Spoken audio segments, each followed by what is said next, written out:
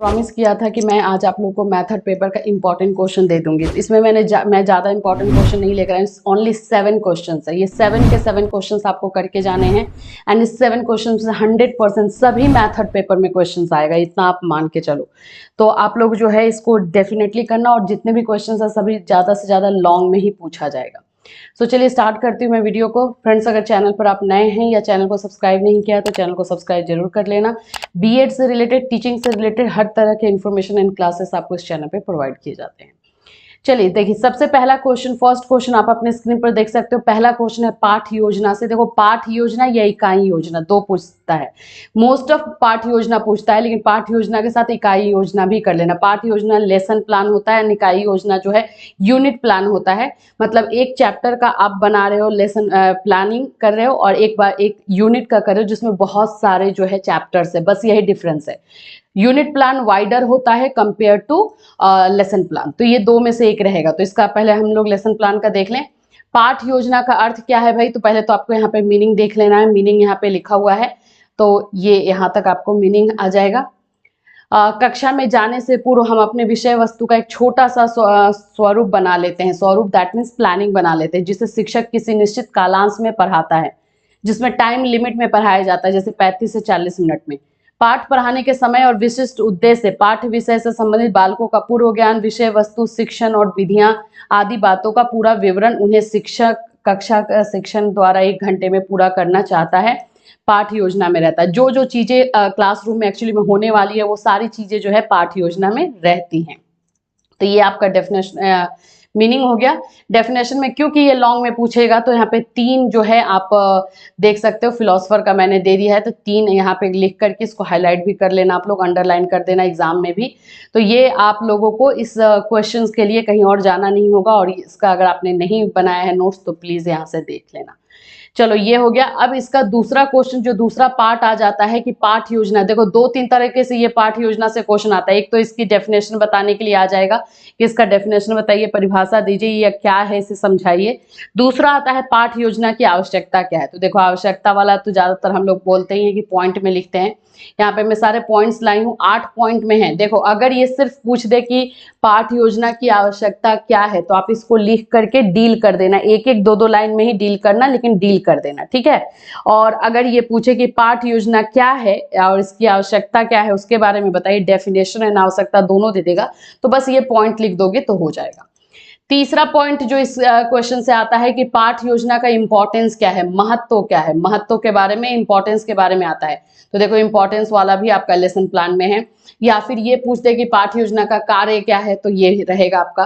तो पहले है तो उपयुक्त वातावरण, दूसरा पॉइंट है आपका पूर्व ज्ञान पर आधारित मनोवैज्ञानिक शिक्षण, विषय सामग्री का सीमित होना, सहायक सामग्री की तैयारी, शिक्षण कौशल का विकास एवं कक्षा में अनुशासन। 7 पॉइंट है बस इंपॉर्टेंस में। तो ये 3 तरह के लेसन प्लान से क्वेश्चन आ सकते हैं, किसी भी तरीके से आएगा, लेकिन कर लेना आप। दूसरा हमारा जो है आप लोगों का क्वेश्चन जो रहता है, आदर्श पाठ योजना की विशेषता, या ये पूछ सकता है कि आदर्श पाठ योजना की विशेषता क्या है, कैरेक्टरिस्टिक क्या है। तो मतलब, या फिर ये पूछ सकते हो कि एक आदर्श पाठ योजना कैसी होनी चाहिए, ठीक है। ये 2 तरीके से। तो क्या कैसी होनी चाहिए भाई? उद्देश्य पर आधारित होनी चाहिए, सहायक सामग्री के संबंध में निर्णय हो, पूर्व ज्ञान से रिलेटेड हो, उदाहरणों का यूज किया गया हो, समय के अकॉर्डिंग हो, इवेल्युएशन हो, होमवर्क दिया गया हो। तो 7 पॉइंट इसमें भी है। अब नेक्स्ट क्वेश्चन इससे जो आता है कि पाठ योजना का निर्माण करते समय ध्यान देने योग्य बातें, कौन कौन सी बातें जरूरी होती हैं जब हम पाठ योजना का निर्माण करते हैं। सबसे पहले तो उद्देश्य से ही आएगा कि उद्देश्य जो है स्पष्ट होना चाहिए, ठीक है। फिर उसके बाद से जो आएगा पूर्व ज्ञान से, मतलब पूर्व वाले ज्ञान से, प्रीवियस नॉलेज से जो है इसका रिलेशन होना चाहिए। इस तरह से इसके भी पॉइंट्स आपके 8 हैं। अब दूसरा क्वेश्चन जो मैं आपके लिए लेकर आई हूँ माइक्रो टीचिंग से है। जैसे मैं आप लोगों को बोल ही रही थी, माइक्रो टीचिंग का क्वेश्चन एक रहता ही रहता है। तो ये माइक्रो टीचिंग क्या है, इसकी विशेषता, गुण, दोष, इन्हीं में से कोई क्वेश्चन रहेगा। या तो बोलेगा कि माइक्रो टीचिंग क्या है, इसकी विशेषता बताइए, या फिर माइक्रो टीचिंग क्या है, इसके मेरिट्स एंड डिमेरिट्स बताइए, ठीक है। इसी तरह से रहेगा क्वेश्चन। तो ये पूरा क्वेश्चन का आंसर आपको इसमें मिल जाएगा, बिल्कुल बिना ये के, और एग्जैक्टली ऐसे ही लिखना है। अब इसमें जो है सूक्ष्म प्रक्रिया के चरण क्या है, स्टेप क्या है, कैसे बनाए जाते हैं, सूक्ष्म शिक्षण की सैद्धांतिक जानकारी है, कौशलों की चर्चा होती है, कौशलों का चयन होता है। तो इस तरह से आपका है। और सूक्ष्म शिक्षण में पाठ्य योजना भी बनाई जाती है। तो इस तरह से पाठ्य योजना में पहले कौन सा चक्र होता है ये जरूर कर लेना, जिसमें पहले जो है हम लोग पढ़ाते हैं, टीचिंग करते हैं, फिर उसके बाद हमें फीडबैक मिलता है, वो सारी चीज़ें। फिर चक्र की पुनरावृत्ति होती है। सूक्ष्म शिक्षण की विशेषताएं हैं यहाँ पे। तो किसी भी तरह से ये क्वेश्चन सूक्ष्म शिक्षण से आए छूटना नहीं चाहिए, बस यही मैं कहूँगी। आंसर के लिए यहाँ पे आप लोग के पास है तो कोई दिक्कत नहीं होनी चाहिए। ये हो गया। फिर सूक्ष्म शिक्षण के जो है एडवांटेजेस हैं कि क्या फायदे होते हैं भाई, लाभ क्या होता है सूक्ष्म शिक्षण से। तो बहुत सारे होते हैं। टीचर्स को एक तरह से जो है प्रैक्टिस हो जाती है, पहले से ही जो है प्रॉब्लम से अवेयर रहते हैं। सूक्ष्म शिक्षण की सीमाएं क्या हैं, तो देखो माइक्रो टीचिंग से कोई क्वेश्चन ना छूटे। तीसरा जो है टीचिंग एड से है, टीचिंग लर्निंग मटेरियल के नाम से, टीएलएम के नाम से क्वेश्चन आता है। तो शिक्षण सहायक सामग्री क्या है, इसका डेफिनेशन यहाँ पे है। फिर उसके बाद टीचिंग टीएलएम के नाम से, ये टीचिंग एड्स के नाम से भी जाना जाता है। और इसमें कौन कौन सी होती है, कितने टाइप्स के होते हैं, तो इसके प्रकार में सबसे पहले आता है श्रव्य सामग्री, यानी कि ऑडियो एड्स। ठीक है, ऑडियो एड्स में कौन कौन होते हैं, 3-4 का एग्जाम्पल जरूर देना। जैसे यहाँ पे रेडियो दिया हुआ है, टेप रिकॉर्डर दिया हुआ है। दृश्य सामग्री में क्या आ जाएगा, विजुअल एड्स आ जाएगा, जिसको हम लोग देख सकते हैं, तो इसका भी एक दो एग्जाम्पल दे ही देना। ग्लोब है, चार्ट है, श्यामपट है, मानचित्र है, बस 2-3 देना, इतना ज्यादा मत देना। ठीक है, तो ये आपका हो गया दृश्य सामग्री। बुलेटिन बोर्ड है, पावर पॉइंट है। श्रव्य दृश्य सामग्री में क्या है, ऑडियो विजुअल एड्स में, तो ऑडियो विजुअल एड्स का भी आप देख लेना, जिसको देख भी सकते हैं और जिसको सुन भी सकते हैं। तो टीवी हो जाएगा, दूरदर्शन हो गया, नाटक हो गया, तो ये सारी। अब है कि शिक्षण सहायक सामग्री की विशेषता क्या है, टीचिंग मटेरियल की जो है विशेषता क्या है, ये आपको देख लेना है यहाँ से। ठीक है, ये विशेषता 10 है, तो उसके अकॉर्डिंग तो ये आपके टीचिंग के। और लास्ट में आपको लिखना क्या है भाई, कंक्लूजन या फिर निष्कर्ष, जो बोलो, इसको आपको जरूर लिखना है। अब आ जाओ 4th नंबर। अब ये क्वेश्चन देखो भाई, अध्यापन के सामान्य गुण। यहाँ पर अध्यापक के सामान्य गुण की जगह क्या लिखा रहेगा, जैसे कि अगर आप जो है सोशल साइंस के स्टूडेंट हो तो वहाँ पर लिखेगा कि सामाजिक विज्ञान के अध्यापक की क्या गुण या कर्तव्य होने चाहिए। देखो सिर्फ और सिर्फ आपके सब्जेक्ट का नाम लगा देगा और आंसर आपको यही लिखना है, चाहे आपका सब्जेक्ट कोई भी हो, आंसर सेम होना चाहिए एकदम एग्जैक्टली। और इसमें कोई दिक्कत नहीं होगी, एग्जैक्टली आपको फुल मार्क्स मिलेगा अगर सिर्फ जो भी आपका सब्जेक्ट रहेगा उसके अकॉर्डिंग इसको लिखना है। तो 2 तरीके से जो है इसमें इसका गुण बताया जाता है। पहला तो है पर्सनालिटी से रिलेटेड, टीचर के पर्सनालिटी से रिलेटेड क्या क्या क्वालिटी होनी चाहिए या उनका क्या कर्तव्य होता है वो।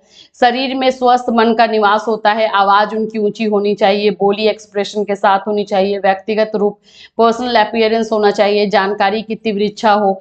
ये सारी चीजें जो है आपकी पर्सनालिटी से रिलेट करेगी। ठीक है, इसके बाद हम आ जाएंगे तो यहाँ पे आ जाएगा, आपको देखोगे तो व्यवसायिक संबंधी गुण यानी professional qualities and duties. Professional qualities and duties इनकी क्या होनी चाहिए, मनोविज्ञान की जानकारी हो, साइकोलॉजी का नॉलेज हो, छात्रों में रुचि लेना हो, इंटरेस्ट इन चिल्ड्रन, बच्चों में इंटरेस्ट लें, शिक्षण विधियों में निपुणता हो, कमांड ओवर टीचिंग मेथड। फिर उसके बाद समय अनुसार काम करना हो, पंक्चुअलिटी हो, फिर एक्सपेरिमेंटल एटीट्यूड हो, कोऑपरेटिव स्पिरिट हो, आर्ट ऑफ क्वेश्चनिंग हो, को करिकुलर एक्टिविटीज हो, डेमोक्रेटिक एटीट्यूड हो एंड विषय का ज्ञाता हो, मास्टरी ऑफ द सब्जेक्ट। तो 10 जो है टीचर्स के क्वालिटी 2 तरह के, एक तो पर्सनालिटी रिलेटेड, एक प्रोफेशनल। तो प्रोफेशनल में जो आएगा 10 वो उनके ड्यूटीज में, उनके कर्तव्य में भी आ जाएगा और उनकी क्वालिटी में भी आ जाएगी। ठीक है, तो ये चाहे जो भी सब्जेक्ट में आए आपको लिखना वही है। निदानात्मक परीक्षण, नेक्स्ट क्वेश्चन जो है आप लोगों का डायग्नोस्टिक टेस्ट से है। ये ज्यादा नहीं पूछता है लेकिन ये पूछ सकता है, अभी हर एग्जाम में इससे ज्यादा क्वेश्चन थोड़ा पूछा जा रहा है। तो डायग्नोस्टिक टेस्ट का मतलब ये होता है कि हम जो है बच्चों की समस्या, छात्रों की समस्याओं का निदान होता है, मतलब छात्रों की समस्याओं का हमें पता चलता है। हम फाइंड आउट करते हैं कि जब बच्चे की लर्निंग सही तरीके से नहीं हो पाती है तो हम ये टेस्ट करते हैं और पता करते हैं कि एक्चुअली में प्रॉब्लम क्या है, क्यों उनका जो है वो सही तरीके से लर्न नहीं कर रहे हैं। तो ये डायग्नोस्टिक टेस्ट से है।